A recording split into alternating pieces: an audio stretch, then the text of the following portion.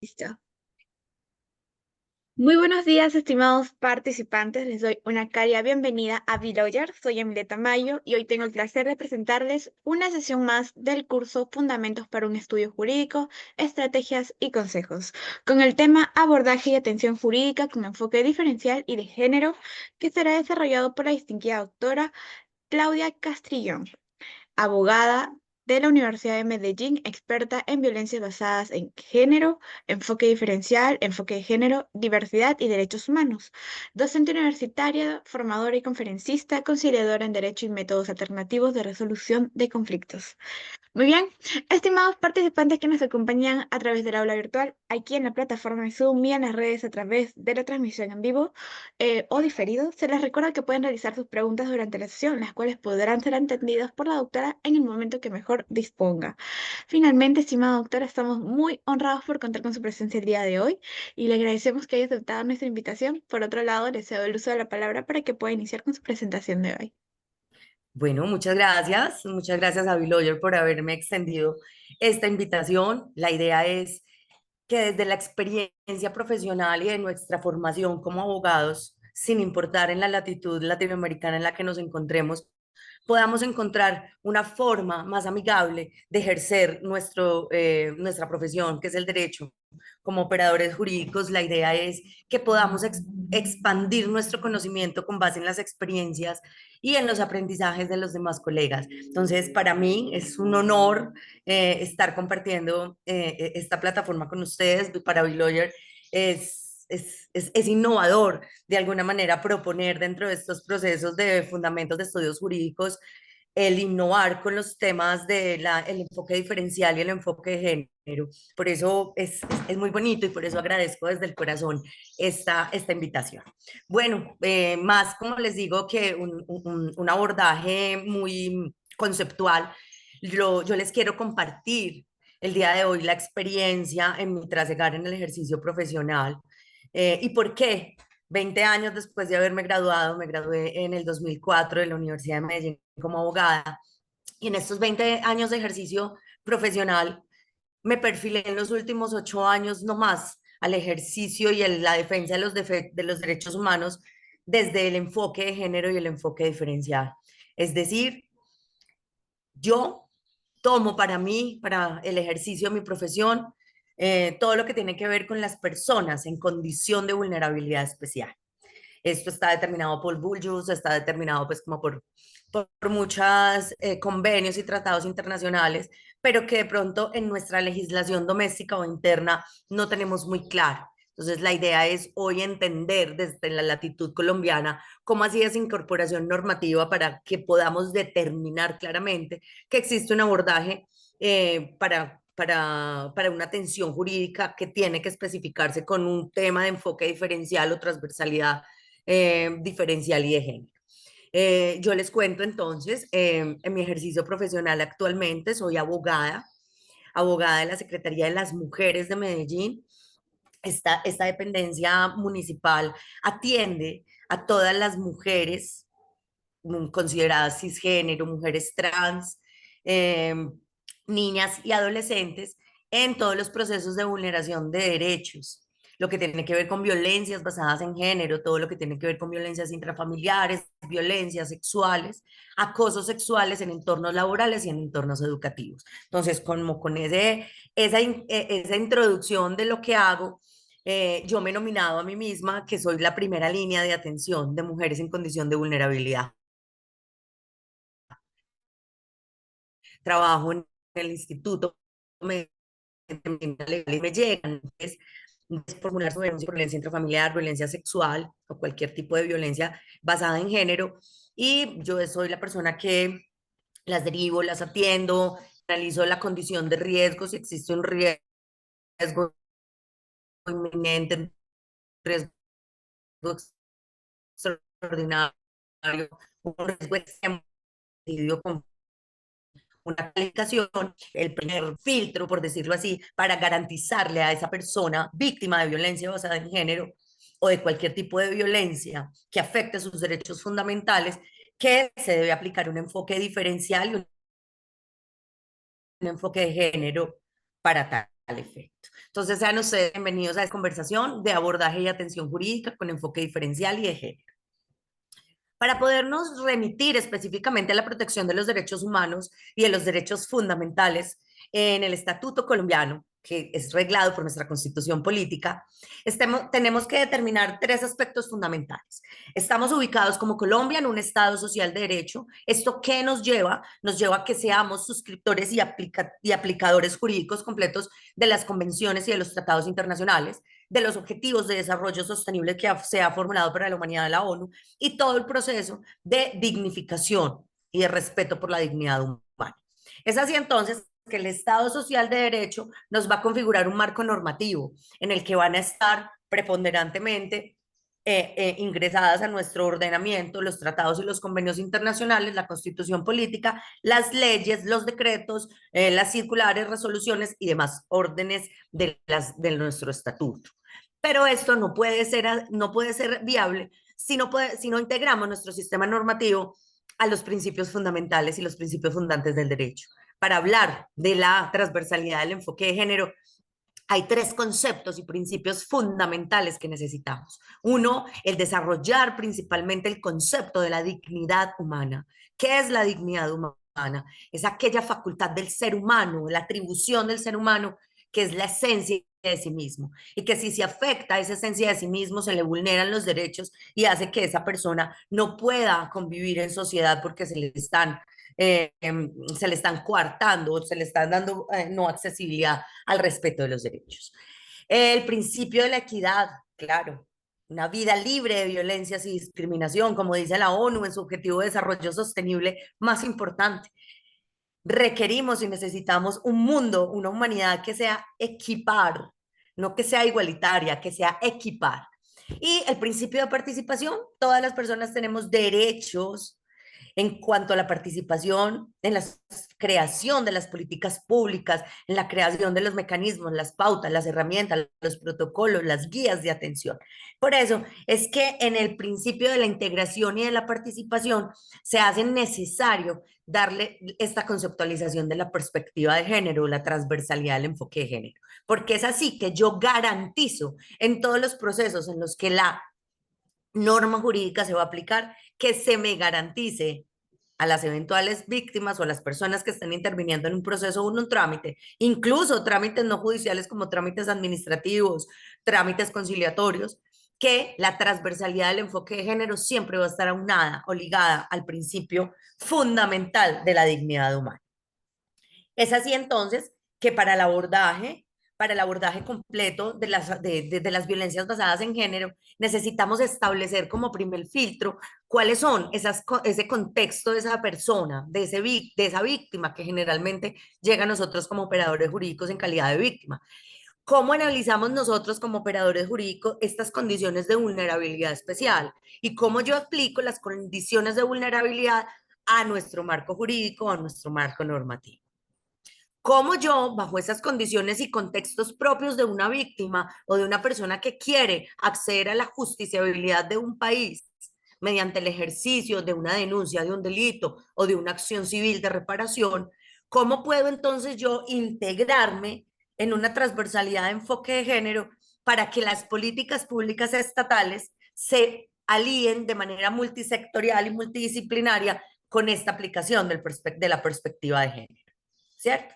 Y cómo ya específicamente en la operatividad del derecho, es decir, en el ejercicio y aplicación de la norma, en el análisis del contexto del caso, efectuando una teoría del caso y haciendo todo un plan metodológico para atender este caso, cómo yo implemento, ejecuto las acciones judiciales de protección, lo que llamamos en Colombia, no sé si ustedes en Perú lo tengan, cuando hay una víctima de violencia basada en género, sea cual sea su entorno y su contexto, siempre hay una autoridad en la que se va a depositar la reacción primaria urgente, que se van a tomar medidas judiciales de protección o incluso administrativas. En Colombia tenemos las medidas policiales de protección en los casos de violencia intrafamiliar, por ejemplo, el desalojo, la culminación, el alejamiento, el cambio de cerraduras o chapas, la privación provisional de la custodia o incluso de los cuidados personales de niños, niñas y adolescentes, ¿cierto? Entonces, ¿cómo vamos a, desde la perspectiva de género y conociendo supremamente bien el contexto de la víctima y de todos los sujetos procesales, vamos a buscar que estos sujetos tengan una accesibilidad a la justicia, es decir, no solo que tengan la capacidad jurídica de postularse a formular una denuncia o a presentar una demanda, sino que también tengan accesibilidad a cualquier proceso judicial o no judicial, administrativo, que prevenga los ciclos de violencias de género, que actúe en principio de no discriminación y que lo que busque sea una reintegración social. ¿Basado en qué? En el principio fundamental de la equidad. ¿Listo? Quiero conversarles, los que están presentes el día de hoy, no tenemos que esperar al final, esto es una conversación que se va dando muy fluida, si tienen un comentario, una pregunta, es bienvenida dentro de los principios del respeto por la opinión del otro. Entonces, en esta triada tan bonita que tenemos de la dignidad humana, de los derechos humanos y de los derechos fundamentales, hay algo que los abogados o los operadores jurídicos, por ser tan exegéticos en la aplicación de la norma, habíamos desconocido, que era el análisis del contexto social. Yo en la Universidad de Antioquia, aquí en la ciudad de Medellín, hice un curso de innovación social. ¿Qué es la innovación social? Es el análisis de los ecosistemas sociales para poder intervenir en territorio y con la comunidad y poder formular unas políticas distintas para abordar este tipo de problemáticas. Es entonces que la innovación social, aunada a los principios fundamentales de la dignidad humana, los derechos humanos y los derechos fundamentales, nos van a desarrollar un concepto muy bonito que, como les digo, los abogados de pronto o abogadas no teníamos en el ejercicio de nuestros derechos y de nuestra profesión, que es el concepto de la empatía social. ¿Qué es la empatía social? La empatía social no es otro concepto sociológico que me lleva a mí a ponerme en la posición, en los zapatos, en la situación del otro, analizar ese contexto y poder empatizar con su situación para darle un abordaje distinto a una situación que no había sido o solucionada o entendida o aclarada. Es entonces que la empatía social como un proyecto sociológico debe estar integrada al concepto de la transversalidad del enfoque de género. Y aquí me van a decir, bueno, Doc, entonces finalmente, ¿cómo podemos entender en el contexto latinoamericano qué es el enfoque de género? Y es una definición muy básica. El enfoque de género es un conjunto de acciones estratégicas. ¿Qué son las acciones estratégicas? Debidamente planeadas, estimadas, proyectadas y ejecutadas que permitan avanzar en una superación de qué? Primero, de la discriminación por género, de este rol masculino y femenino que tanto la sociedad nos ha inculcado y que tanto nos ha generado espacios de no equidad y de desigualdad y de poco acceso a las oportunidades igualitarias.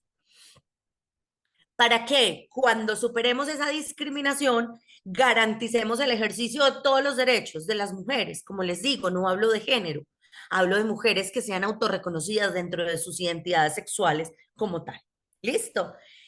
¿Qué va a buscar entonces el enfoque de género? Va a buscar tres principios fundamentales, como los llamamos los colombianos abogados, tres verbos rectores. Uno, accesibilidad, dos, permanencia y tres, igualdad o equidad, para buscar una sociedad equitativa, participativa, incluyente y sobre todo democrática, porque es que la participación equitativa de hombres y mujeres en una sociedad, lo que me lleva a mí es a concluir que tengo una sociedad o una democracia incluyente. ¿Vamos hasta ahí todos? ¿Vamos comprendiendo como el concepto y hacia dónde vamos? Para poder entender cómo yo abordo una persona víctima de violencia basada en género, cualquier sea esa manifestación de violencia basada en género, yo tengo que entender más allá del concepto, es decir, transversalizando el enfoque de género, el enfoque diferencial y entendiendo con empatía social qué puede atravesar una mujer que ha sido sometida a un ciclo de violencia por una violencia intrafamiliar, cómo opera en su mente, en su cerebro, en su condición de víctima las actitudes y las actuaciones. Entonces, para entender las violencias basadas en género, tenemos que entender que estas violencias, cuando se ejercen, denotan o demuestran un desequilibrio de un poder. ¿Por qué? Porque venimos históricamente de la aparición de que las relaciones, sobre todo sexoafectivas o las relaciones de familia, paterno-filiales sobre todo, están basadas en relaciones dominantes, es decir, donde el factor de la subordinación o de la subyugación o de la sumisión genera un trato desigual y excluyente, porque el rol masculino y el rol femenino de alguna manera me llevan a mí a que yo segregue o discrimine en razón de autoridad o en razón de subyugación o de sumisión a la otra persona. ¿Vamos hasta ahí? Entonces, ¿qué nos ha hecho históricamente la sociedad? La sociedad nos ha volcado a establecer que con esos roles o esos patrones de comportamiento se establezcan patrones ya sociales, es decir, nos salgamos de nuestro núcleo familiar, de nuestra relación sexoafectiva y se generen unos patrones sociales que son discriminatorios y segregatorios. Por eso, las violencias basadas en género siempre, siempre, créanme, van a tener esta característica especial, que es el del desequilibrio de ese poder. Foucault lo decía, cuando hay una relación de autoridad, y por ende, cuando hay una relación de autoridad, existe un trato excluyente, ¿sí? Entonces, ¿qué va a buscar el perpetrador de una violencia basada en género, un agresor? Va a buscar que se distorsione o se transforme esa percepción que tiene la víctima desde su propio juicio, su conciencia y sus decisiones. Yo les digo a mis usuarias, a mis víctimas, las que atiendo casi 10 al día en el Instituto Nacional de Medicina Legal, para valoración de riesgo y para la valoración de las lesiones que se le hayan podido generar en tentativas de feminicidio, violencias intrafamiliares, violencias sexuales, que lo que pretende el perpetrador de la violencia es que ellas cedan el control de su vida y sus decisiones. Por eso, cuando mediamos en casos de violencias basadas en género, tenemos que entender muy bien ese contexto de cuándo empezó una relación, cómo se generó el vínculo sexoafectivo y cómo se han dado todas esas relaciones de poder. ¿Ok? Por eso, entonces, en nuestra normatividad hemos desarrollado que el concepto del enfoque de género va detrás de tres fines fundamentales. Uno, el enfoque de género busca romper que los patrones acuñados que han permitido esa vejación sistemática de mujeres, niños y niñas, que son las personas que están en condición de vulnerabilidad especial. ¿Qué vamos a hacer? Tenemos que romper completamente ese patriarcalismo, estos roles de género que tenemos, porque a eso es lo que nos está haciendo que se permee en nuestra sociedad esta violencia basada en género. Lo segundo, el enfoque de género busca que valoremos con una mentalidad completamente distinta la autonomía diversa, que tengamos unos criterios de análisis del contexto social, que modifiquemos esas estructuras mentales. Y aquí es muy difícil porque el llamado para nosotros y nosotras las abogadas es a que dejemos de pensar en la exégesis, en la verdad procesal y nos vayamos a analizar un contexto real de una víctima, de una situación, ¿cierto? Nosotros en nuestra formación principal de la academia, en el pregrado e incluso en el posgrado, siempre estamos atentos a la formación y a la creación de una teoría del caso basada en unas pruebas, en una verdad material, en una verdad procesal. Pero muchas veces desconocemos el contexto propio de las víctimas y ahí es donde nos estamos equivocando. Es por eso que el enfoque de género va a ser que nosotros rompamos completamente con esta mentalidad que teníamos antes y que podamos entender estas relaciones de género. Que cuando nos llegue una víctima de violencia basada en género, seamos capaces de superar ese estigma social de decir es que a las mujeres les gusta que les peguen, es que a las mujeres les gusta quedarse en el ciclo de violencia y entender conceptos sociológicos más allá de la conceptualización jurídica de un delito o de la aplicación de un proceso administrativo, de por qué una persona está inmersa en un ciclo de violencia. Y tercero, que es el más importante para mí, que considero que el enfoque de género busca apoyarse en criterios de interpretación de la norma jurídica. ¿Cierto? Lo que conocíamos nosotros en pregrado y en posgrado como la hermenéutica jurídica, pero no basta con ello.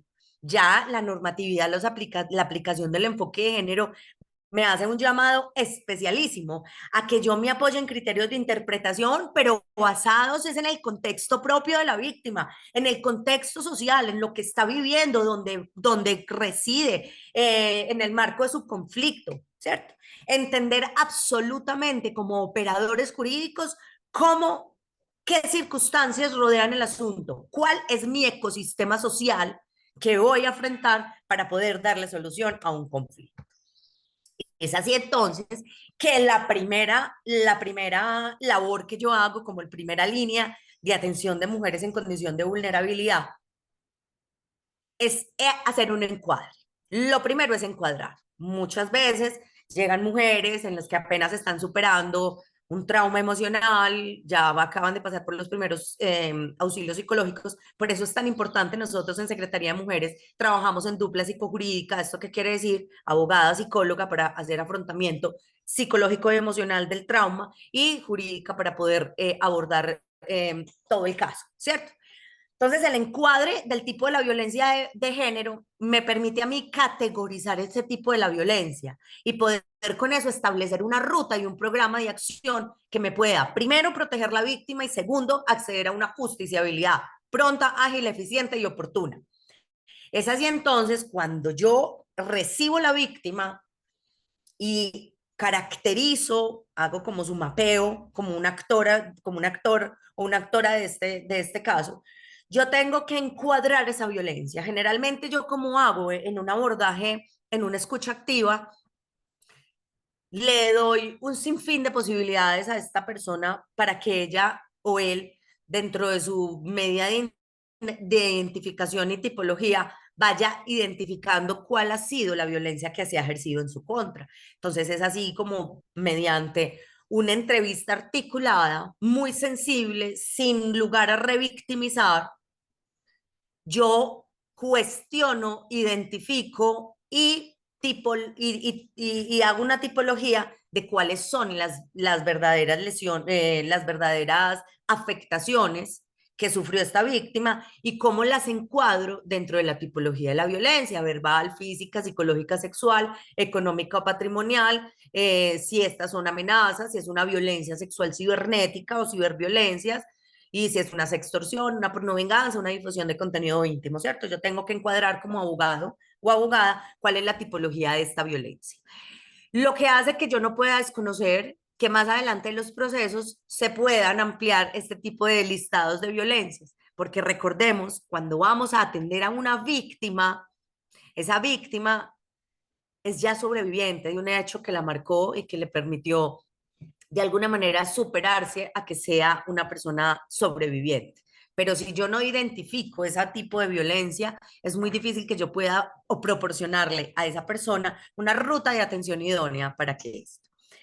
Dentro de las violencias basadas en género, entonces, está que tenemos que darle una atención distinta, diferenciada, no solo con enfoque de género y enfoque diferencial, sino que tenemos que centrar la atención de los procesos como operadores jurídicos en una atención centrada a la víctima. Por eso este llamado es supremamente innovador y es muy bonito que ustedes estén aquí escuchándome hoy, porque es volcar completamente el concepto que teníamos dentro de un proceso adversarial o jurisdiccional, porque vamos a centrar la atención en la víctima, empatizarnos con ese contexto y tratar de garantizar un abordaje interdisciplinario.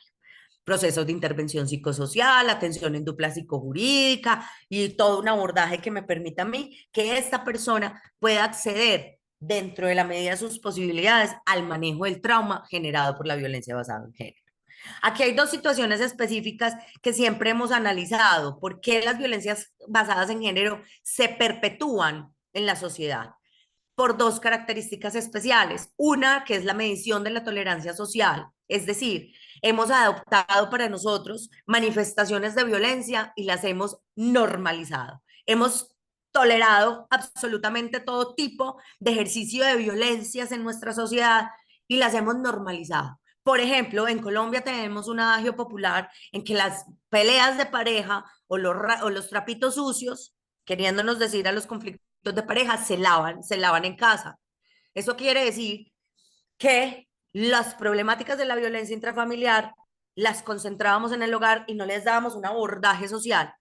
Y ahorita en la pandemia, cuando los índices de violencia intrafamiliar aumentaron en Colombia en un 398%, nos dimos cuenta tarde que la medición de la tolerancia social y la normalización de la violencia se había dado porque no teníamos un sistema de registro de estas denuncias. Incluso en nuestra ruralidad dispersa, porque Colombia es muy grande, tenemos demasiados casos muy alejados en los que ni siquiera podemos conocer si existen denuncias al respecto.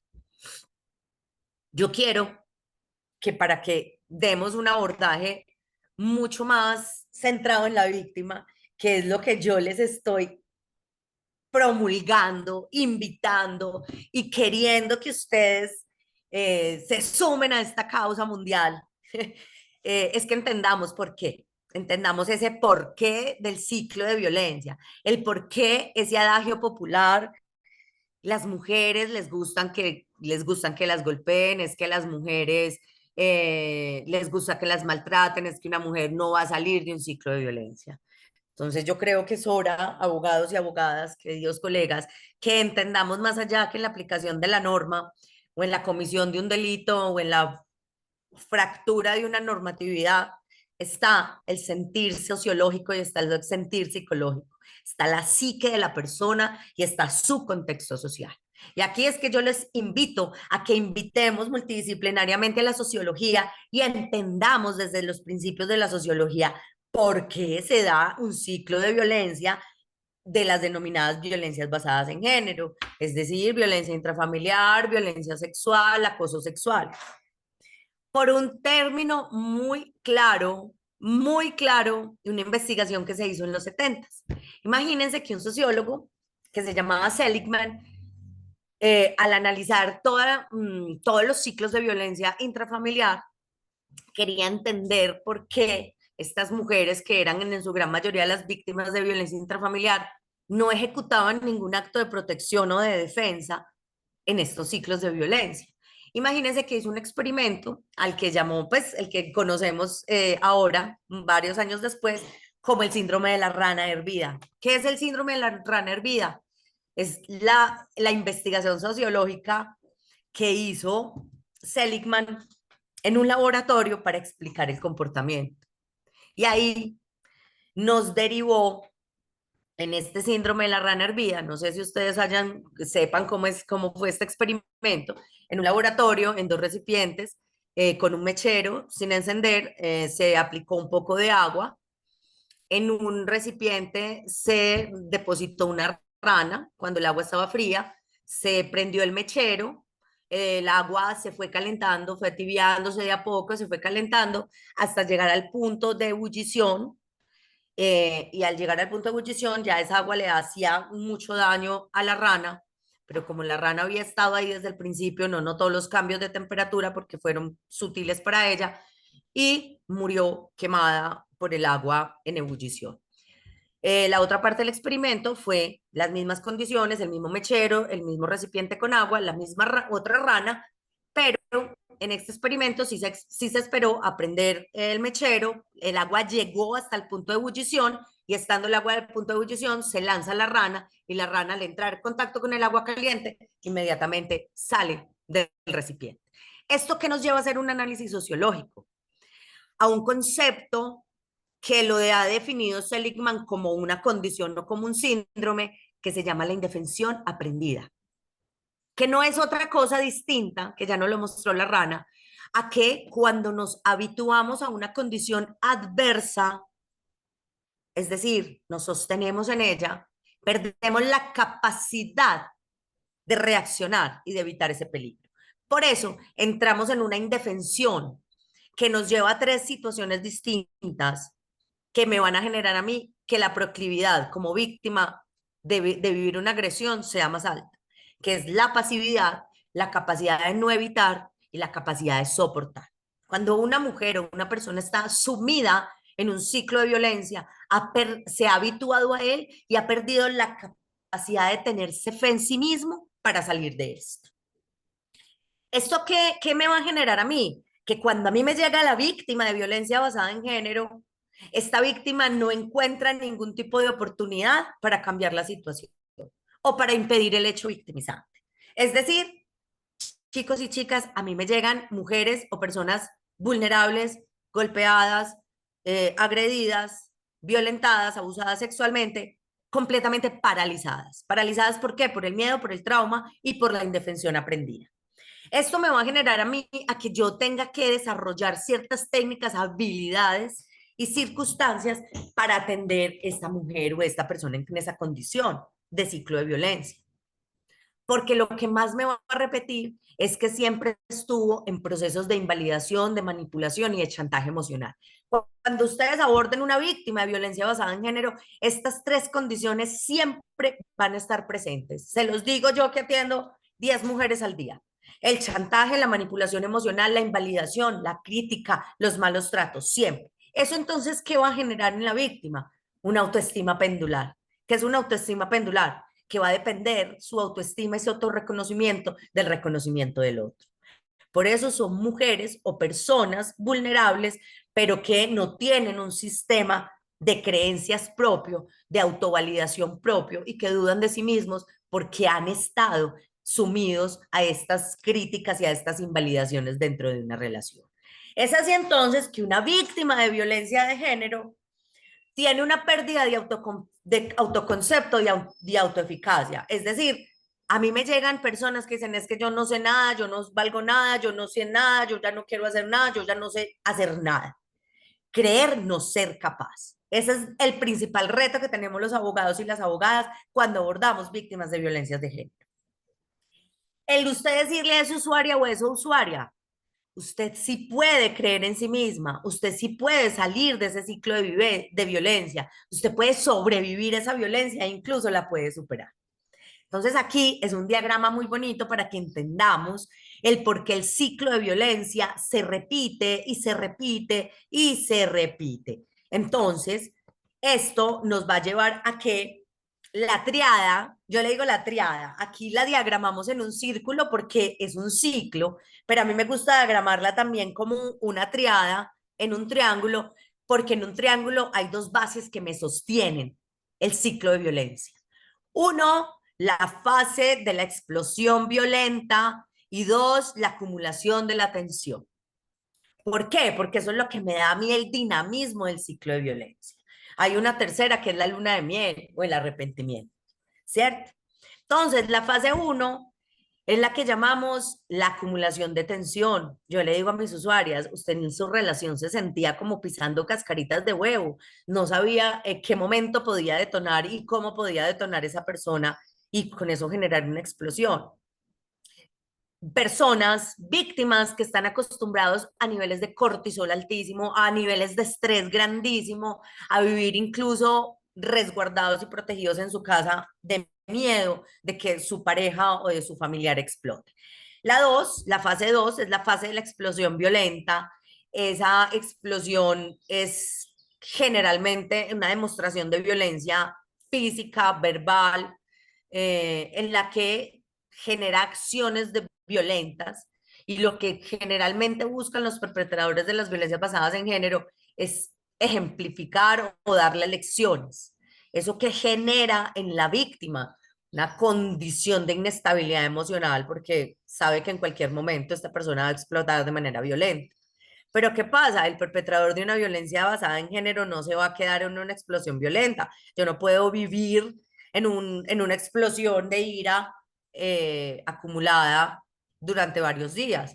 Entonces, siempre el ciclo de violencia me va a terminar en la tercera fase, que es la luna de miel, el arrepentimiento, las promesas, yo no voy a hacer eso, yo no te vuelvo a pegar, es que estaba borracho y drogado, es que hace mucho no teníamos relaciones sexuales, entonces ya era momento y por eso te violé, ¿cierto? Todo ese tipo de justificaciones y de pedir perdón y de enmendar el error y de buscar unos cambios.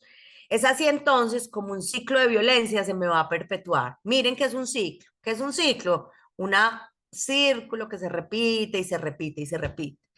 La ciclo de violencia en violencias basadas en género tiene dos principales características. Una, que el ciclo de violencia basada en género es increscendo, es decir, aumenta, crece, va para arriba. Y lo mismo tiene que ver con las lesiones y con el tiempo en el que se da.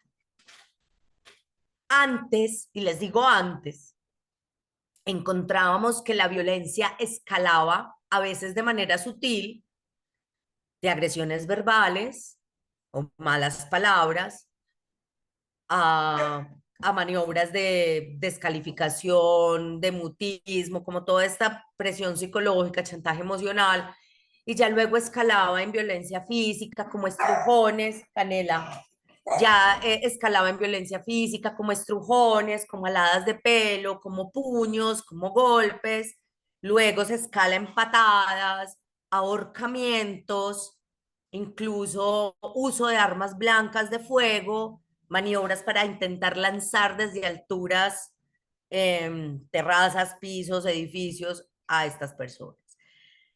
Les digo sinceramente que en mi ejercicio profesional, la escalada de violencia intrafamiliar ya perdió, por decirlo así, un bloque fundamental. Es decir, antes escalaba, como les digo, de a poco, sutilmente.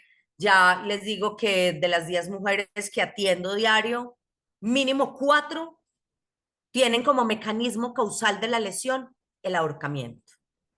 Una lesión esencial y potencialmente mortal por lo que tiene que ver con la hipoxia, es decir, el freno de oxígeno al cerebro, que puede darse en cuestión, dependiendo de las personas, no superior a un minuto y que puede generar una fatalidad absoluta.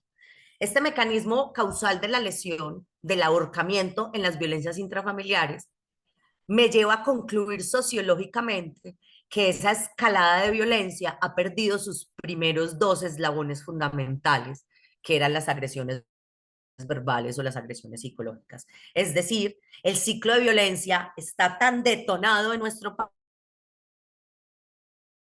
país que pasamos inmediatamente a la agresión física con lesiones esencial y potencialmente mortales. Eso me genera a mí y le genera al sistema judicial y al sistema administrativo un vuelco absoluto en la atención de los casos de violencia intrafamiliar. Antes, las mujeres iban a las comisarías de familia o incluso a la Fiscalía General de la Nación, que es el órgano fiscal conocedor, investigador de los delitos en Colombia, cuando apenas pues se estaban formulando las primeras incidencias de violencia, eran psicológicas, entonces se podía intervenir dentro del tiempo con medidas de protección policivas, se podía generar una audiencia para tomarse decisiones al respecto. ¿Qué pasa en este momento? Que ya como la escala de violencia intrafamiliar es tan alta y las lesiones son tan graves, ya cuando nos llegan las víctimas es casi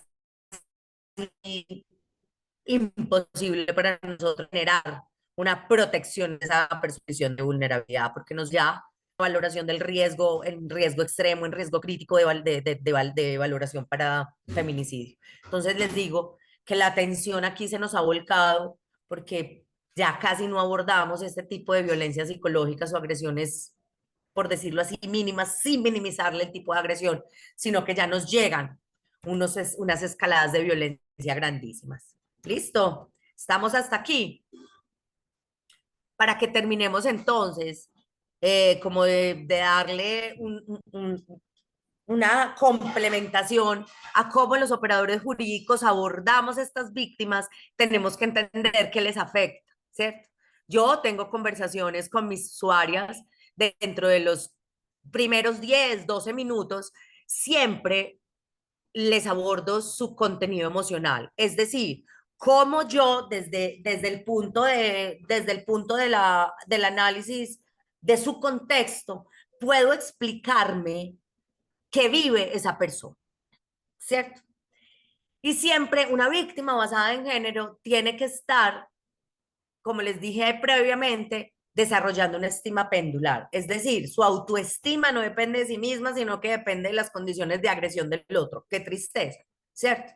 Así es entonces que tenemos que entender que esa víctima va a venir, va a llegar mediada por el miedo, por el estrés, por la dependencia de su rol Es decir, muchas veces me llegan personas, mujeres, que están completamente culpabilizadas y aún siendo ellas las víctimas no se reconocen como tal, sino que endilgan la responsabilidad del hecho victimizante a una condición propia de ellas. No, es que yo lo provoqué, no, es que yo no le hice la comida a la hora que era, es que yo no regañé al niño. Van a entender y para ustedes va a ser un poco más difícil el por qué esa persona está sumida en ese tipo de pensamientos rumiantes. Ya lo vimos, ya Seligman nos lo explicó completamente, ya Seligman nos explicó por qué no podíamos salir de ese ciclo de violencia. ¿Listo? Entonces, esa sumisión hace que esa persona víctima esté en una conmoción psíquica aguda, a que olvide incluso aparte sus situaciones de las que vivieron, a que olvide fechas, a que olvide testigos, a que olvide personajes. Por eso es tan difícil a veces para los que atendemos violencias basadas en género y sobre todo les digo las violencias sexuales, a tener una hilaridad en la información. ¿Por qué? Porque primero las víctimas no hablan cuando quieren, sino cuando pueden. Y segundo, porque mi sistema está tan traumatizado con el hecho victimizante que lo que va a buscar es eliminar de mi conciencia, de mi memoria, los datos y la información que más me afectan, ¿cierto? Por eso es difícil abordar una víctima que está en una conmoción psíquica o en una crisis de ansiedad y depresión. Van a ver que cada uno de ellos, de víctimas, van a desarrollar trastornos muy claros de su conducta y de su comportamiento. ¿Por qué? Porque el organismo, la mente, está centrada en tramitar ese trauma que acaba de vivir. Entonces van a tener personas generalmente diagnosticadas con cuadros de ansiedad mixta, con depresión, con trastornos alimenticios severos, una mujer golpeada o una mujer maltratada en casa generalmente tiene trastornos alimenticios como la anorexia, la bulimia o es comedora compulsiva. Desarrollo trastornos del sueño, como esas mujeres que son insomnes y que solo duermen 2, 3 horas de miedo de dormir al lado de su perpetrador de violencia sexual. Se comunican o se aíslan, son desamparadas socialmente, ya nadie piensa en ellas porque están tan sumidas en su rol de violencia que no tienen forma de salir. Y sobre todo, mmm, muestran roles de sometimiento, subordinación, de dependencia, es decir, todo se lo consultan, todo se lo preguntan, todo media por intermedio de su pareja, y tienen un bloqueo incluso emocional. Yo tengo muchas usuarias que me llegan que no son capaces siquiera de mirarme a los ojos. No es porque no quieran, es porque su capacidad de asumir está tan colmada que ni siquiera son capaces de expresar lo que les está generando.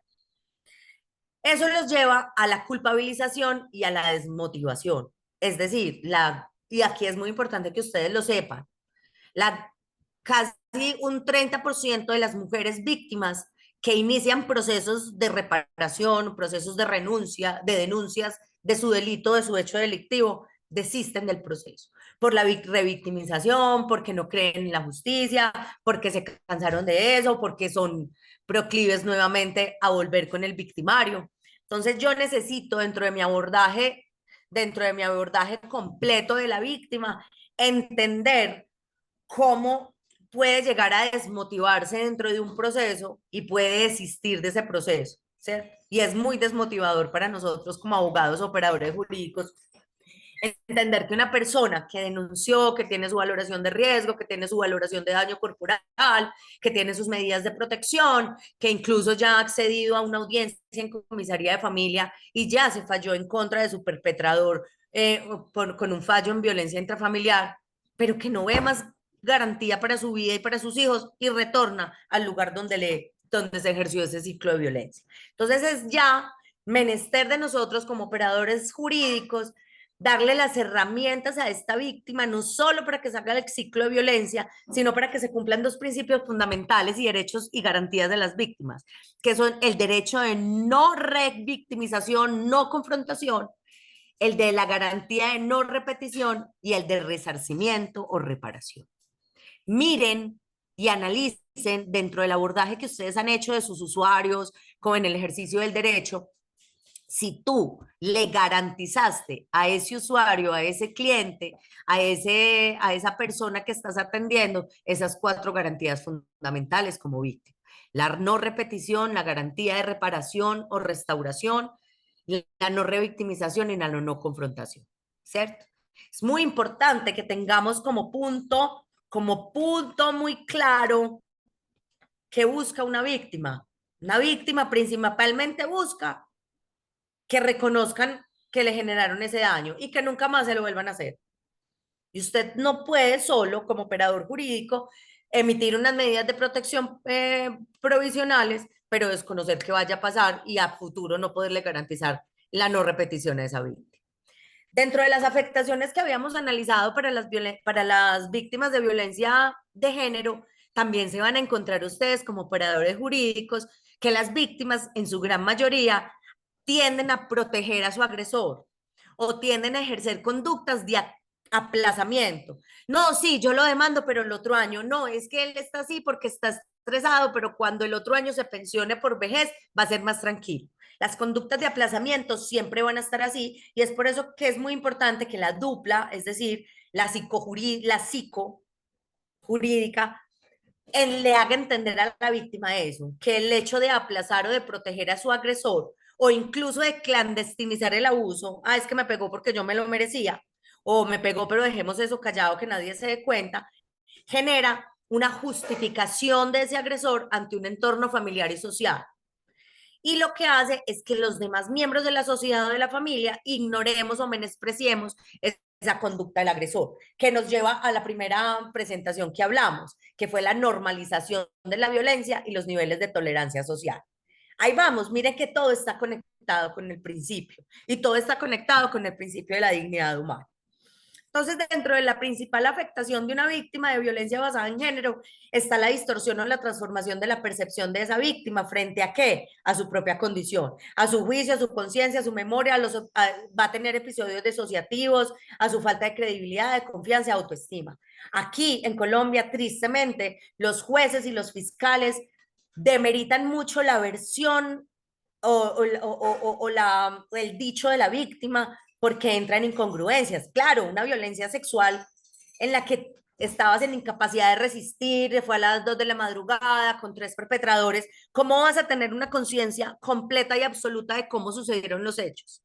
Tu cerebro ha modificado eso y por eso tú como operador jurídico tienes que estar completamente preparado y anticipado para cuando esta mujer o esta víctima presente ese tipo de episodio disociativo. Ahora, dejemos un poco la víctima para que también entendamos a la víctima desde el victimario, desde el perpetrador o el agresor. El agresor siempre va a tener dos características especiales. Un agresor perpetrador de violencia basada en género, sea cual sea su tipología psicológica, económica, sexual, física, siempre va a generar acciones de control y aislamiento contra la víctima. Va a generar acciones de ocultamiento de esa violencia ejercida. Yo les digo, yo tengo usuarios que me dicen que el propio perpetrador le decía, es que yo te doy puños en el estómago porque ahí es donde nos salen morados para que no los vean. O sea, el agresor, violentador, perpetrador sabe muy bien cómo ejercita o cómo hace ejercicio de la violencia sin dejar rastros. Segunda característica principal del agresor, atacan la credibilidad de la víctima, cuestionan su estabilidad emocional, culpabilizan incluso a terceros, nunca se van a ser responsables, nunca se van a dar la categoría de culpables, ni nunca van a aceptar los efectos del daño que le promueven a la otra persona. Ese, grosso modo, es la caracterización que se tiene que hacer para que las personas como yo que atendamos, o ustedes cuando lleguen a atender en el ejercicio profesional, a personas en condición de vulnerabilidad que tengan que ver con enfoque de género, con enfoque diferencial étnico, racial, socioeconómico, indígena, cualquiera que sea su enfoque, tienen que entender desde la empatía social el contexto propio de la víctima, hacer una caracterización específica de sus condiciones de vida, de cómo ha sido ese ciclo de violencia y sobre todo cuáles van a ser el ejercicio de las acciones, las rutas de atención, los protocolos y las guías para que esta persona pueda salir de ese ciclo de violencia basada en género y se le pueda garantizar el objetivo de desarrollo sostenible más importante de la humanidad, que es una vida libre de violencias y de discriminación. Ha sido para mí un placer esta mañana haber compartido con ustedes esa experiencia profesional que me ha llevado a este punto, al punto de decir que debemos modificar el abordaje y la atención de las violencias basadas en género y tenemos que centrarlo en la víctima, en su contexto y en sus condiciones propias para poder entender el fenómeno social de la violencia basada en género. Para mí ha sido un placer haber compartido con ustedes esta mañana. Les agradezco su atención y les deseo un muy feliz día. Muchas, muchas gracias. Estimada doctora, muchísimas gracias por su excelente disertación. Ha sido un bonito tema. Gracias por haber aceptado de verdad nuestra invitación. Es un placer escucharla y aprender de usted. Esperamos contar con usted en futuros eventos académicos, doctora. Muchísimas gracias. Aquí estaré siempre dispuesta y disponible para todos en Medellín, Colombia, cuando quieran. Un abrazo para todos y Listo, todas. doctora. Muchísimas gracias.